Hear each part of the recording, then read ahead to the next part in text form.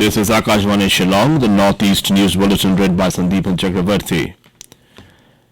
President Draupadi Murmu has emphasized adopting a lifestyle which is conscious and sensitive towards the environment. The President stated this while inaugurating a National Conference on Environment 2025 at Vigyan Bhavan in New Delhi yesterday, organized by the National Green Tribunal. She said that it is our moral responsibility to provide a legacy of a clean environment to the coming generations. The President mentioned that balancing a clean environment and modern development is both an opportunity and a challenge. On the occasion, Supreme Court Judge Justice Vikram Nath emphasized that government policies must encourage green technologies and industries be mindful of their environmental footprint. Prime Minister Narendra Modi will share his thoughts with the people of the country and abroad in the Mann Ki Baat program on AKASHVANI at 11 a.m. today. It will be the 120th episode of the monthly radio program.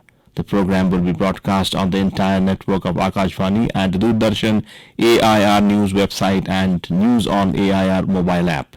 It will also be live streamed on YouTube channels of AIR News, DD News, PMO and the Information and Broadcasting Ministry.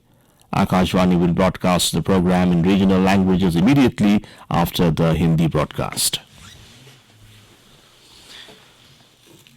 Meghalaya Chief Minister Conrad K. Sangma said that our young minds should be encouraged to provide solutions to problems through the use of science and technology. Speaking at the National Science Day 2025 and the inauguration of Digital Planetarium at Nehru Tura campus yesterday, the Chief Minister said posing a challenge to our youth to come up with solutions to different problems will enable them to come up with ideas that will prove beneficial to the society. Citing an instance of a problem related to irrigation, he said if the youth are encouraged to study the problem, they may come up with a solution which will benefit our farmers. He said that science and mathematics competitions should be held with increased prize money which will motivate our younger generation.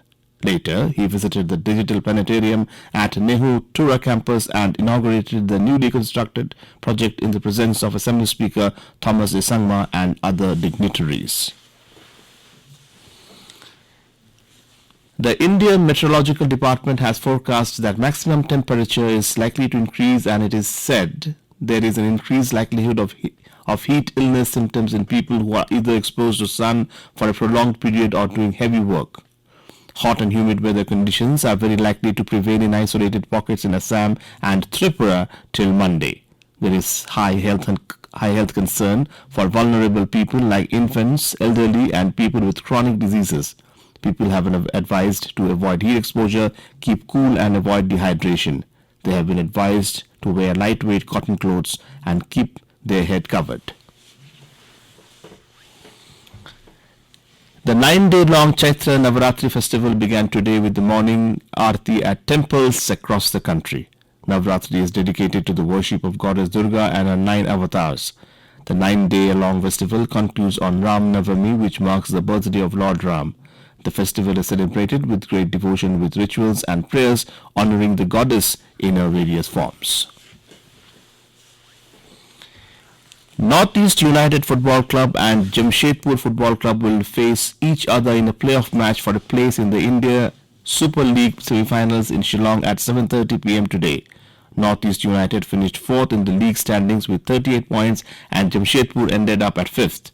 Teams finishing between 3rd and 6th feature in a single-leg knockout to determine the other two semi-finalists. The top two teams, Mohun Bagan Supergiant and FC Goa, have automatically qualified for the semi-finals. Today's match between Northeast United FC and Jamshedpur FC is the first ever playoffs between the two sides in the ISL history. Jamshedpur FC head coach Khalid Jamil expressed his pleasure as Shillong is hosting the ISL playoffs and there is a lot of love for football in Meghalaya. He also said that the stadium and ground is fantastic and the ground support is amazing. Meanwhile, in the I-League's Northeast Derby clash between Shillong Lajong FC and Aizawl FC, the match ended in a draw with an 8-goal thriller at the SSA Stadium in Shillong yesterday. Both teams scored 4 goals each and the draw pushed Shillong Lajong to 6th in the table with 27 points from 21 games, and Aizawl FC moved to 10th with 20 points from 21 matches.